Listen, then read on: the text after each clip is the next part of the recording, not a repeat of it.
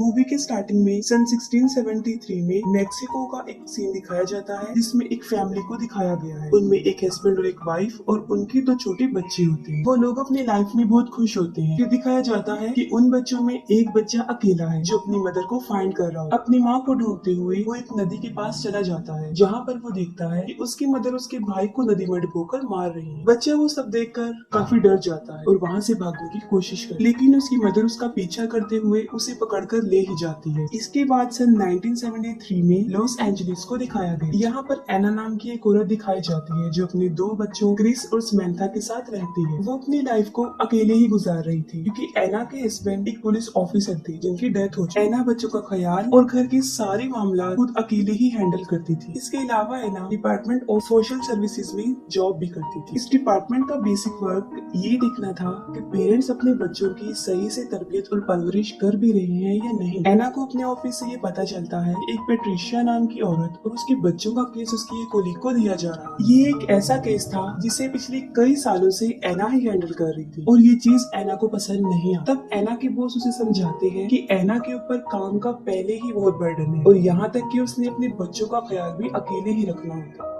और यही वजह है कि वो केस इसके अलावा किसी और को दिया जा रहा है। मगर फिर भी एना इस पर एग्री नहीं हो। वो कहती है कि मैं पेट्रिशिया को जानती हूँ और वो मेरे ऊपर बिलीव भी करती है और उसके बच्चों को तो मैंने अपनी आंखों के सामने ही बड़े होते हुए देखा है। वो कहती है कि उसके अलावा कोई भी ये केस अच्छे से हैंडल नहीं कर सकता। फिर एना के बॉस उसकी बात पर एग्री हो जाते हैं और वो केस एना को ही दे देते हैं। पेट्रिशिया के बच्चों के स्कूल से कॉल आती है कि वो फिर से स्कूल नहीं आ रहे हैं और यही वजह है कि एना को उनके घर जाना था, जिस पर उसके बॉस उसे कहते हैं कि वो अपने साथ एक पुलिस ऑफिसर को भी लेकर जाए और एना एक पुलिस ऑफिसर के साथ पेट्रिशिया के घर पहुंच ही जाती है। सबसे पहले पेट्रिशिया सबको अंदर आने से मना कर देती है, लेकिन फिर एना उसे बताती है कि वो सिर्फ अकेले ही अंदर आएगी और इस बात पर पेट्रिशिया उसे अंदर आने देती है। एना देखती है कि पेट्रिशिया बहुत बुरी तरह डरी हुई है और वो फिर उससे उसके बच्चों के बारे में पूछती है, जिस पर वो कहती है कि वो सेफ, लेकिन एना को उसके बच्चे नजर नहीं आ रहे होते। फिर एना को एक डोर नजर आता है जिसके ऊपर बहुत ज्यादा आइस की पिक्चर्स बनाई होती है। एना उस डोर के पास जाती है जिसे देखकर पेट्रिशिया बुरी तरह भड़क जाती है। वो एना पर अटैक करती है और उसे मारने की कोशिश करती है। तभी फौरन पुलिस वाला वहाँ पर आ जाता है और पेट्रिशिया को पकड़ लेता है और इसी दौरान एना पेट्रिशिया के गले से एक की निकाल लेती है, जिस पर पेट्रिशिया उसे कहती है कि उस डोर को मत ओपन करो,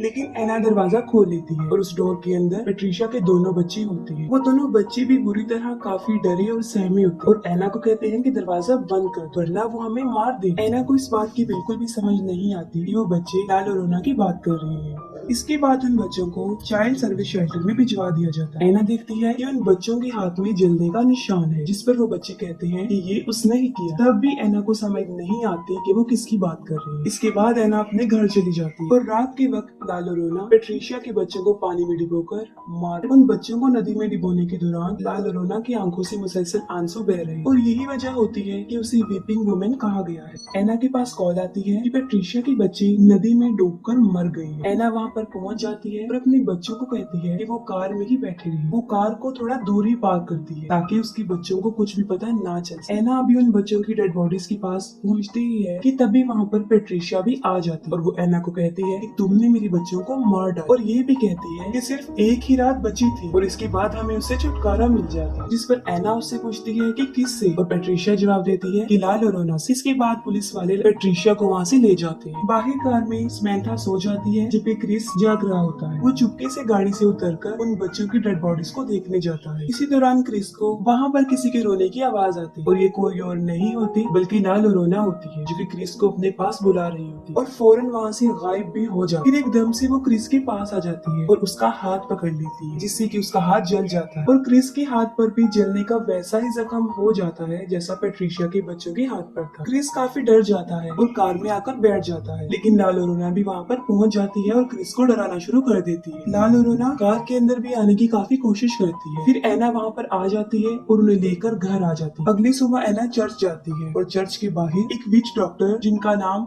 रेफल अल्वेरा होता है वो खड़े होते हैं। वो अपने जादुई वर्ड्स की मदद से लोगों का ट्रीटमेंट कर रहे होते हैं जिससे कि वो ठीक हो जाते हैं। एना फादर से लाल और रोना के बारे में पूछती है और फादर उसे लाल और रोना के बारे में सब कुछ बता देते हैं। समंथा जो कि अपने घर में खेल रही होती है और उसे भी वहाँ पर लाल और रोना नजर आती है। लाल और और रोना स्मैंथा का हाथ भी पकड़ के उसे कर्स बना देती है और स्मैंथा के हाथ पर भी जलने का जख्म बन जाता है। एना घर आ जाती है और वो देखती है कि स्मैंथा बहुत ज्यादा डरी हुई है। एना उसके हाथों पर जले हुए जख्मों के बारे में पूछती है, तब स्मैंथा झूठ बोल देती है कि मैं कहीं पर गिर गई। फिर एक डिटेक्टिव जिनका नाम कूपर होता है वो एना के घर पर आते हैं, जो कि एना के हस्बैंड के फ्रेंड थे। कूपर एना को बताते हैं कि पुलिस वालों को पेट्रिशिया पर ही शक है कि उसी ने ही अपने बच्चों को मारा है, लेकिन पेट्रिशिया और उसके गवाहों का ये कहना है कि मर्डर के दौरान पेट्रिशिया फुल टाइम चर्च में ही थी। कूपर एना को एक फाइल देते हैं ताकि वो पेट्रिशिया के केस के बारे में थोड़ी सी इंफॉर्मेशन ले सके। फिर दूसरी तरफ हम देखते हैं रेफल को, जो पेट्रिशिया के घर में होते हैं और लाल और रोना के आंसुओं को कलेक्ट कर रहे होते हैं।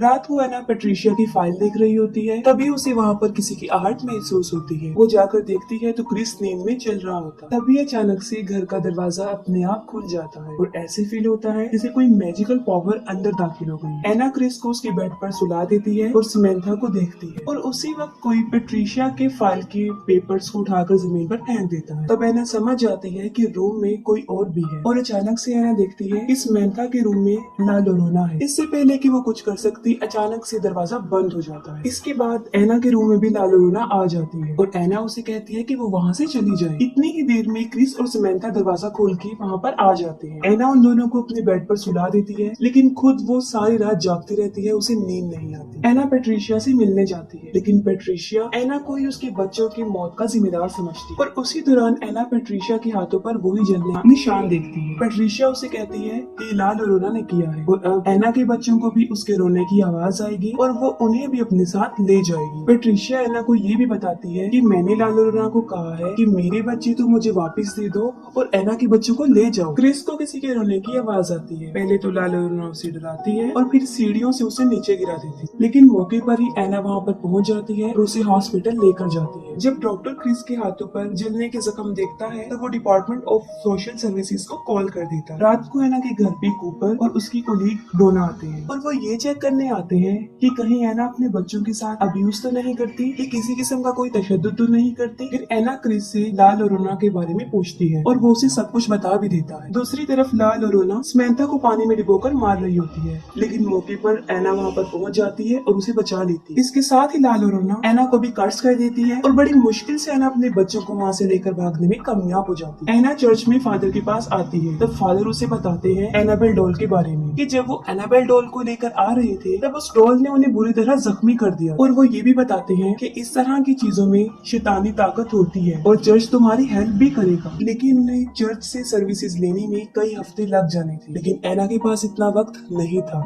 और फादर एना को रेफेल के पास जाने का मशवरा देते हैं। एना अपने बच्चों को लेकर रेफेल के पास चली जाती है। पहले तो वो उनकी मदद करने से इनकार कर देता है, लेकिन किसी तरह वो बच्चों की खातिर उनकी हेल्प करने को तैयार हो जाते हैं। रेफेल अपने साथ इस प्रोसेस में इस्तेमाल होने वाली सारी चीजें अपने साथ लेकर जाते हैं और अपने मैजिकल वर्ड्स की मदद से अंडों के जरिए वो ये पता करवाते हैं कि यहाँ पर कोई जादुई ताकत, कोई शैतानी ताकत है भी या नहीं। लेकिन जब सारे अंडों को तोड़ा जाता है तो वो अंदर से काले निकलते हैं, जो इस बात की तरफ इशारा थे कि वहाँ पर वाकई ही कोई शैतान मौजूद है। रेफेल अपने मैजिकल वर्ड से सारे घर को बांध देते हैं क्योंकि रात होने वाली थी और लाल और रोना की पावर मजीद बढ़ जाती है। रेफेल एना और उसके बच्चों को बचाने के लिए अपनी बहुत सारी चीजों को और बहुत सारे अल्फाजों को इस्तेमाल करते हैं। रेफेल क्रिस को उस क्रॉस के बारे में बताता है जो फायर ट्री से बना होता है और जब लाल और रोना अपने बच्चों को मार रही थी तब उसे ऐसा करता सिर्फ फायर ट्रीज ने ही देखा था और उसी वक्त वो फायर ट्रीज रो भी रहे। फायर ट्रीज लाल और रोना के इस गुनाह का एक अकेला और अकलौता सबूत थे, जिसके आगे लाल और रोना की सारी पावर कमजोर पड़ जाती। रेफेल बताते हैं कि ये एक बहुत ताकतवर शैतान है और हमें सबको मिलकर इसके खिलाफ लड़ना पड़ेगा। फिर वो अपने मैजिकल वर्ड्स की मदद से लाल और रोना के आंसुओं को पाक साफ करते हैं ताकि उसे उसके खिलाफ ही इस्तेमाल कर सके। जब रात हो जाती है तो उन्हें लाल और रोना के आने का मैसेज मिल जाता है और रेफेल एना और उसके दोनों बच्चों को कैंडल्स के एक दायरे में रखते हैं। फिर लाल और रोना को छींक आती है और उसकी शैतानी पावर की वजह से हवा के वेव से सारी कैंडल्स बुझ जाती हैं। लाल और रोना सबसे पहले एना पर अटैक करती है और उसके बाद वो क्रिस पर अटैक करती है। लाल और रोना क्रिस को खींचकर बाहर ले जाती है और रेफेल क्रिस को पकड़ लेते हैं और वो वही आंसू लाल और रोना के फेस पर फेंक देते हैं। लाल और रोना के फेस पर वो आंसू गिरते ही उसका फेस जलने लगता है, लेकिन वो अभी भी जिंदा होती है और खत्म नहीं हो पाती। तभी रेफेल घर के दरवाजे पर फायर ट्रीज के बीज को लगा देता है। इन बीजों को पार करके वो अंदर नहीं आ सकती थी, लेकिन वो मजीद गुस्से में आ जाती है। फिर लाल और रोना पीछे से अंदर आने की कोशिश करती है और ये सब पिछले दरवाजे को बंद करने की कोशिश करती है। यहाँ पर लाल अरोना ने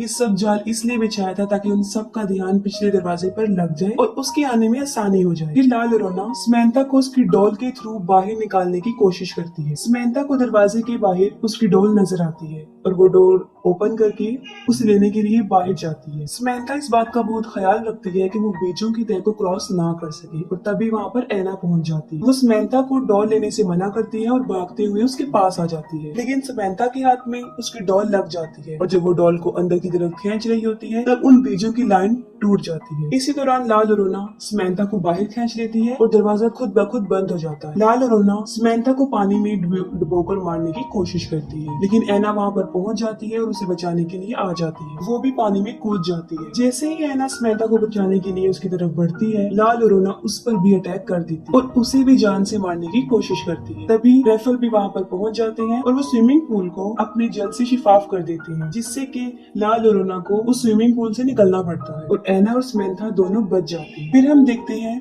कि एना के हाथ में लाल अरोना का लॉकेट आ जाता है और वो लोग समंथा को लेकर अंदर भी आ जाते हैं। समंथा बार बार घर से जाने की कोशिश करती है, जिस पर रेफल एना को बताता है कि समंथा के ऊपर लाल अरोना हावी हो चुकी है और जब भी लाल अरोना समंथा को बुलाएगी तो ये फौरन उसकी तरफ चल पड़ेगी। रेफल एना को ये भी बताते हैं कि जब तक लाल अरोना से पीछा नहीं छूटता हमें इन दोनों बच्चों की हिफाजत करनी पड़ेगी। एना अपने बच्चों को कबर्ड में इसी तरह बंद कर देती है जैसे पैट्रिशिया ने अपने बच्चों को किया। दूसरी तरफ घर के बाहर लाल अरोना अभी भी बच्चों का वेट कर रही होती है। एना रेफल को वो लॉकेट दिखाती है जो उसने लाल अरोना के गले से उतारा था। रेफल एना को कहते हैं कि तुम इसे संभाल कर रखो, हम इसे उसके खिलाफ इस्तेमाल कर सकते हैं। कुछ देर गुजर जाने के बाद एक औरत उन बीजों की लाइन को क्रॉस करते हुए उनके बच्चों के पास पहुंच जाती है। ये औरत पैट्रिशिया होती है, जिसे ये लगता है कि अगर वो समंथा और क्रिस को लाल अरोना के हवाले कर देगी तो वो उसके बच्चे उसे वापस लौटा देगी। रेफल पैट्रिशिया को रोकने की बहुत कोशिश करता है, लेकिन वो उसे शूट करके मार देती है और बीजों की लाइन तोड़ देती है। और इसी दौरान लाल अरोना को भी घर के अंदर आने का मौका मिल जाता है। अंदर आते ही पहले वो एना पर अटैक करती है और उसे बेसमेंट में फेंक देती है और उसका डोर अपने आप लॉक हो जाता है। फिर वो घर के सारे दरवाजों को बंद कर देती है ताकि बच्चे बाहर ना जा सके। इसी दौरान क्रिस लाल अरोना को वो लॉकेट उठाकर समंथा के साथ ऊपर की तरफ भागता है। क्रिस और समंथा स्टोर में जाकर छुप जाते हैं और लाल अरोना भी उनका पीछा करते हुए वहाँ पर पहुँच जाती है। लाल अरोना उन्हें मारने ही वाली होती है कि क्रिस उसे उसका लॉकेट दिखा देता है। अपना लॉकेट क्रिस के हाथ में देखकर लाल अरोना अचानक से नॉर्मल लेडी बन जाती है। लाल अरोना को वो लॉकेट असल में उसके बच्चों ने दिया था और वो अपने बच्चों की तरह क्रिस को टच करती है और रोना शुरू करती है। साथ में पैट्रिशिया को भी अपनी गलती का एहसास हो जाता है। वो लॉक तोड़कर एना को बाहर ले आती है। एना भागते हुए ऊपर की तरफ आ जाती है और साथ में उसकी रेफेल भी आ जाता है जो कि मरा नहीं होता। दूसरी तरफ लाल अरोना जब क्रिस को टच करते हुए रो रही होती है तो उसके पीछे रखा हुआ मिरर उसका कपड़ा हट जाता है और जब लाल अरोना खुद को शीशे में देखती है तो वो फिर से शैतान बन जाती है और वो शीशा भी टूट जाता है। लाल अरोना रेफेल को हवा में उठाकर बाहर फेंक देती है और इसी दौरान एना भी वहाँ पर पहुँच जाती है। क्रिस और समंथा एना के पास भागकर आ जाती है। जैसे ही लाल अरोना एना, क्रिस और समंथा को मारने के लिए उनकी तरफ बढ़ती है, रेफेल उसकी तरफ फायर ट्री से बना हुआ वो क्रॉस फेंक देता है। एना उस क्रॉस को उठाती है और लाल अरोना के सीने में डाल देती है। उस क्रॉस की वजह से लाल अरोना खत्म हो जाती है और सब कुछ नॉर्मल हो जाता है और इसके साथ ही मूवी भी एंड हो जाती है।